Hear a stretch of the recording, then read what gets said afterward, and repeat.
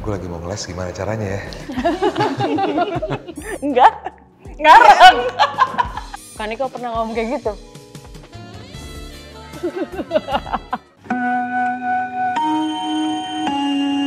Mohon perhatian. Eits, sebelum nonton, subscribe dan nyalain loncengnya. Biar makin asik. Selamat nonton. Hai Sobat 21, gue Nanda. Sekarang gue udah ada di Star Vision Office bareng sama cast dari film The Architect of Love. Tegang banget sih jujur. Ada Kaniko, ada Kak Putri, ada Kak Jihan. Kan nanti kalau aku agak garing, maaf ya. Ya kita udah terbiasa sih. Udah gitu. Udah biasa. Sebelum wawancara nih, mau nanya dulu. Ini gambar belakang gambaran Kak River? Karena arsitek kan. Bisa jadi. Ini kan film soal percintaan orang dewasa. Jadi kita akan bahas lumayan banyak lah soal percintaan. Jadi siap-siap ya, mungkin akan mengorek luka lama. Gak ada yang bohong. Takut. Tapi sebelum itu aku mau nanya dulu sama Kak River ya. River ini emang suka nge-ghosting ya Kak ya? Lu suka ghosting? Zodiaknya Aquarius ya? Nggak, dia kebetulan Gemini. Oh Gemini malah? Tapi emang mirip sih Gemini sama Aquarius. Iya Suka ghosting kan? Iya betul. Kalau Kak Raya sama Kak Erin, apa zodiaknya kalau di film ini? Ada nggak backgroundnya? Raya Pisces. Oh Pisces ya, baper ya. Kalau Kak Erin apa? Aquarius. Aquarius. Aquarius sama Pisces tuh banget sobi banget. Oh bener-bener cocok ya. Sama Gemini pun juga nyambung banget, makanya kayak udah Sefrekuensi ya. gitu. Oh bener. Apakah sifatnya di sini mirip-mirip? Kebetulan saya Pisces ya, jadi mungkin saya memahami Raya juga. Oh gitu. Kalau Kak Putri malah memahami siapa? River. Papa aku Gemini, Oh, oke. jadi aku sudah terbiasa sama Oh. River. Kalau Kak Jihan? Jihan gimana Jihan? Aquarius ya? Aquarius. Jihan Aquarius juga. Malah pas ya. Malah pas bener. Sekarang mulai serius ya pertanyaannya. Film ini kan punya tagline lah, semua tempat punya cerita dan semua manusia punya trauma. Kalau di kisah Taul ini sendiri, masing-masing karakter kalian boleh ceritain nggak sih seperti apa dan trauma apa sih yang kalian bawa masing-masing? Spoiler alert ya, Iya. karena ini bagian paling serunya justru. Serunya malah. Boleh di spill Mungkin tipis-tipis pembaca aja. bukunya udah Tahu. tahu, tapi kan buat yang belum baca bukunya, mungkin kita spill dikit boleh Iya, ya? boleh. Setiap sedikit. orang punya trauma, setiap Tempat punya cerita. tempat punya cerita. Itu memang menjadi nuansanya film The Architect of Love. Dan ini emang digali-gali nih tentang perasaannya River, Raya, dan juga Erin di dalam cerita pasti punya problemnya sendiri-sendiri kan. Gila, gue lagi mau ngeles, gimana caranya ya?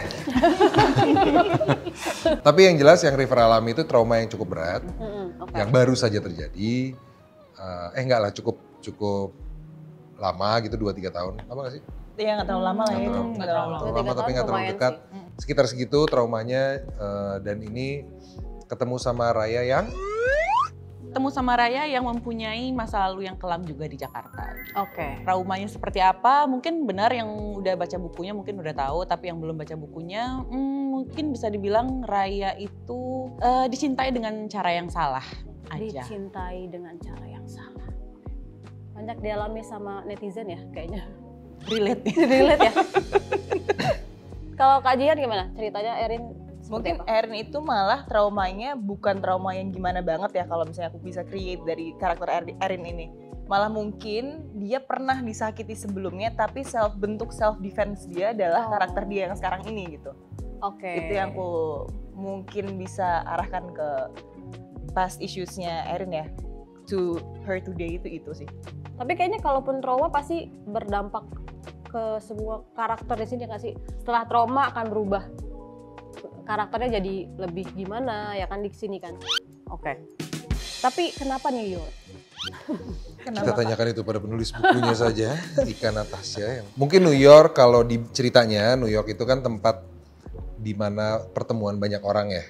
Itu kan kebanyakan mungkin penduduk New York itu pendatang dan mereka sedang mencari sesuatu di sana gitu. Mungkin kenapa New York karena cocok untuk dua tokoh Raya dan River yang sedang Healing. sedang mencari sesuatu juga, mungkin cari ketenangan, cari dirinya gitu. Jadi nggak cuma Kalau healing Erin dong. sekolah di sana. Sekolah ya. Oh kalau sekolah. Lu sekolah? Sekolah sih, tapi tau lah ya anak-anak zaman now kan sekolah cuman sekolah judulnya. Sekolah. Raya gimana? Kenapa New York? Kalau Putri yang jawab, aku juga bingung ya kenapa Raya milih New York gitu. Karena kalau dilihat Raya ini punya trauma, terus dia memilih untuk kabur dari traumanya. Logikanya orang punya trauma pengennya itu tempat yang tenang, menyendiri atau apa gitu kan. Tapi Raya memilih New York mungkin dia pengen denial aja dengan kesepiannya dia segala macam. Dia butuh melihat orang, butuh inspirasi, dia butuh ketemu sama Erin karena Erin ada di New York gitu. Karena di saat terpuruknya Raya, dia tahu banget yang dia butuhkan adalah orang yang bisa mendengar dia, yang bisa menerima dia, dan bisa memberikan pandangan baru terhadap Raya gitu. Dan itu semua ada di Erin gitu. Jadi mungkin karena Erin di New York, Erin juga mungkin ya nelpon Raya, lu udah kesini aja gitu sama gue. Jadi mungkin Raya akhirnya ke New York. Ke New York. Kalau Kak Erin kenapa? Sekolah. Nggak maksudnya kenapa sekolah di New York? Karena mungkin kalau dilihat dari karakternya Erin kan emang dia kayak fashionista lah ya bisa dibilang gitu ya, fashionista. Terus mungkin kalau misalnya anak sekolah kan biasanya tuh umur-umur berapa ya Kak kalau mulai kayak pindah ke after high school terus 17, pindah 18. 17, 18 mungkin ya masih yang terngiang yang living the life of New York City atau apa gitu, mungkin jadi kayak masih kemakan dengan itu, terus kayak ya tinggal sendirian segala macam. I think New York is the ideal place gitu misalnya. Ya akhirnya she happened to go to New York, terus ternyata ya New York bikin nyaman gitu dan akhirnya betah nggak mau pulang. Nah tapi ini kan tokoh masing-masing nih, River, Raya, sama Erin. Tapi kalau misalnya kalian masing-masing ada nggak sih rekomendasi negara atau kota yang pas buat healing bagi kalian? Mungkin yang apalagi kan Niko kan sering traveling, ada nggak satu aja rekomendasi kota atau kalau kalian butuh healing kalian akan kesini deh. Ke Bali. Bali. Kalau aku mungkin karena baru kira tahun kemarin ke sana dan ngerasa ini tempat yang aku cari selama ini. Zermatt di Swiss. Tempatnya tenang, nggak banyak orang, terus banyak sekali pemandangan alam yang indah-indah. Kalau Kak Jihan? Pulang sih, Semarang sih. Tetap ujung-ujungnya pulang ke Semarang, ke rumah. Ya. Tadi kalau misalnya mau healing boleh ke Swiss atau Bali atau ke rumah Kak Dia boleh. Boleh. Nanti alamatnya di bawah ya. Nah ngomongin trauma tadi masing-masing tokoh punya cerita lah soal trauma. Nah aku nggak akan ngorek-ngorek trauma kalian percintaan, tapi gimana kalian berdamai sama trauma? Ada nggak cara paling ideal lah menurut kalian untuk berdamai sama trauma masa lalu gitu? Pertanyaannya berat ya. Berat ya? Karena mungkin belum semua orang juga berdamai sama Masa lalu traumanya dan masing-masing. trauma. Dan kadang bisa yang bertahun-tahun lamanya tuh bisa juga gitu, tiba-tiba kayak ngomong apa ke-trigger dikit, keinget lagi, kebuka lagi lukanya. Kalau dari aku sih mungkin walaupun mungkin belum ada trauma yang gimana-gimana banget deh, jangan sampai ada ya. Face it, feel it, supaya nanti ke depannya you know how to cope up sama bisa conquer your fears juga, kesedihannya. Dan waktu akan menjawab. Iya, Agree nggak sama itu? betul. Time will heal.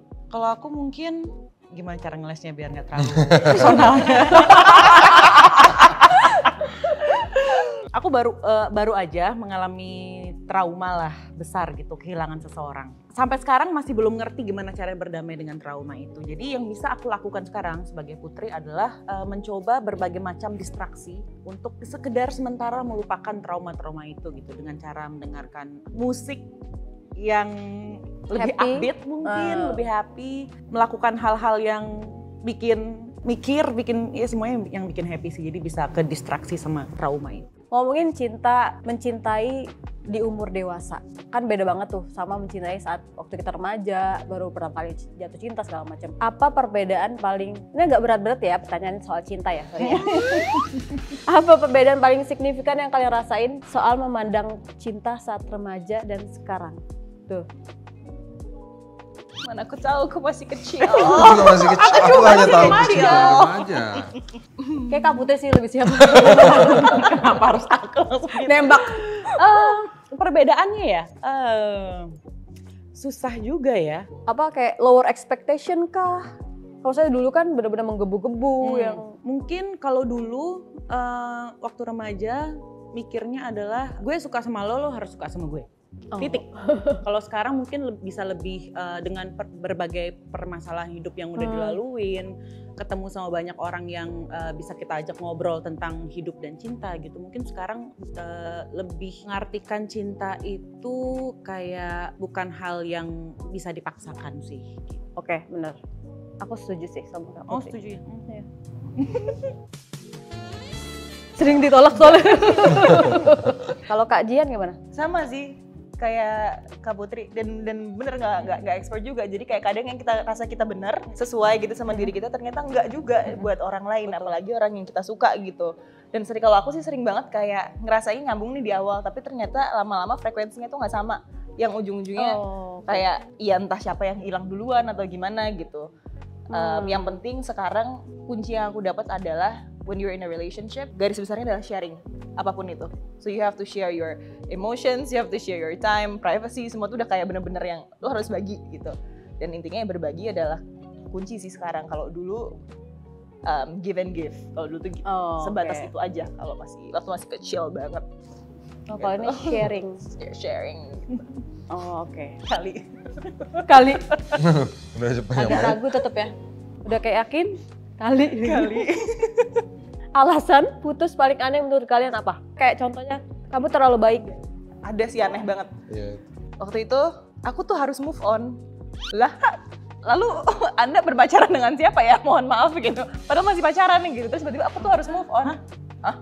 Itu makanya aneh karena aku pun kayak maksudnya gimana? Ya intinya nggak tahu juga maunya apa, intinya kayak I have to get away from you, tapi kita belum putus juga dan belum ada omongan mau putus sampai gimana. Aneh kan, makanya aku juga nggak tahu ngejelasinnya gimana.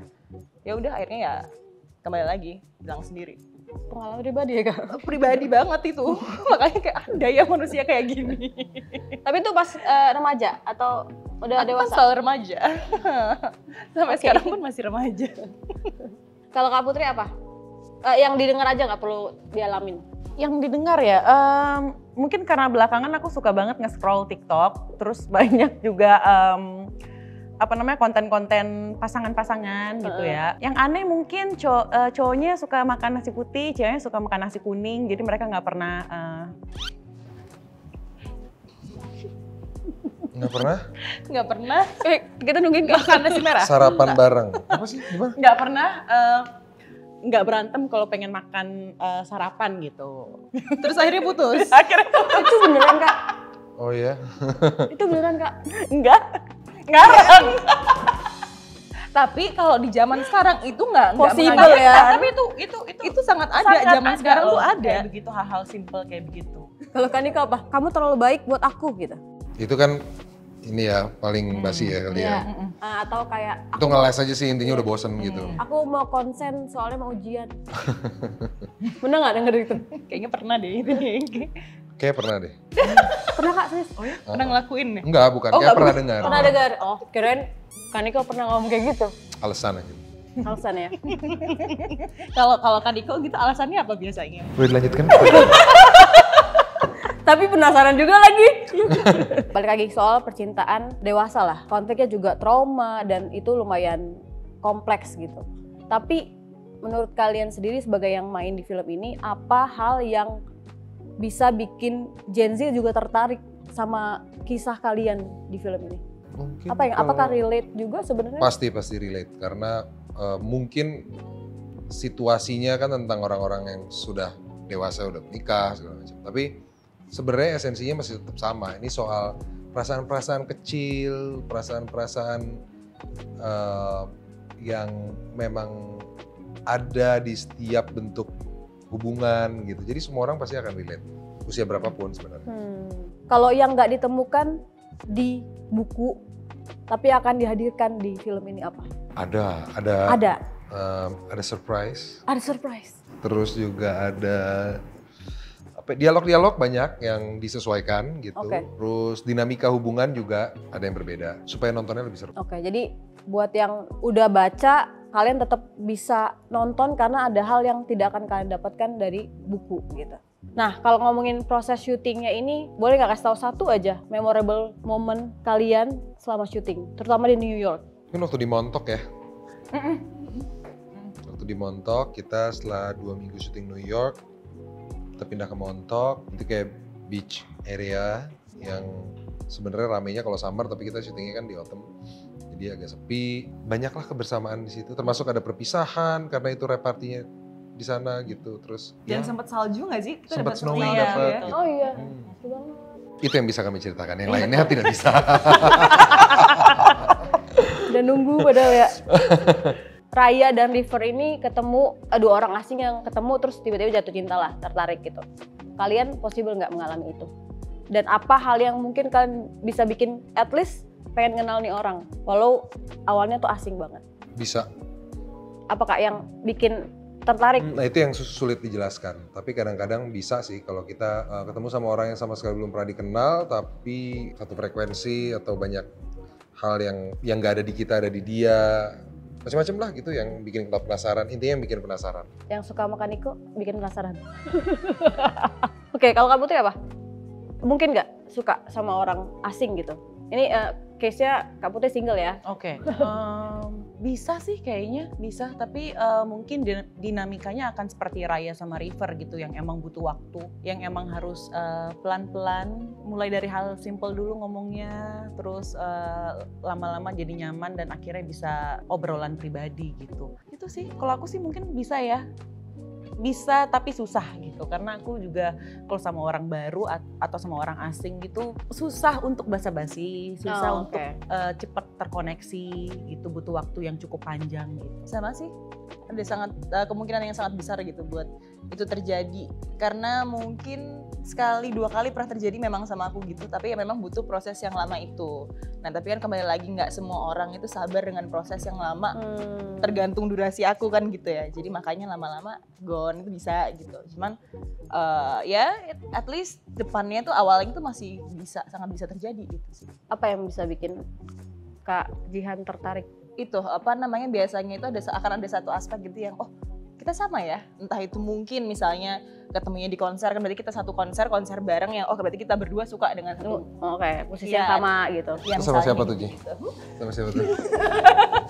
Ada lah pokoknya pernah lah, ada lah Oke, udah gak apa, pertanyaan terakhir aja. Aku mau nguji kalian, tahu nggak sama istilah-istilah percintaan anak zaman sekarang? Oke, istilah pertama, beige flag. beige like oh beige Beige as in Beige color. flag. ya Ya, beige color. beige color. Aman aja, nggak kan biasanya red flag Iya, ya. sebenarnya itu, tapi spesifiknya tau nggak Oh. artinya apa?